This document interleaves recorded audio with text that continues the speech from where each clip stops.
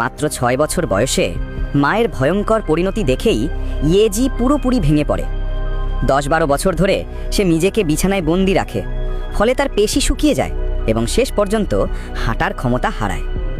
পরিবার নেই, বন্ধু নেই, তাই সবাই তাকে দুর্বল ভেবে অত্যাচার করত।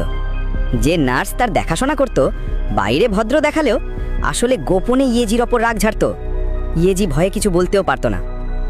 একদিন সকালে ঘুম ভাঙতেই সে দেখে তার পাশে অপরিচিত এক পুরুষ শুয়ে আছে।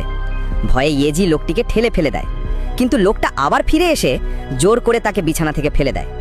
ইয়েজি উঠতে চাইলে লোকটা তাকে ধরে ছুঁড়ে মারে, কিন্তু এরপর আর কোনো ক্ষতি করে না, বরং তার জন্য নাস্তা তৈরি করে, শরীর পরিষ্কার করে দেয় এবং ধীরে ধীরে তার যত্ন নিতে থাকে।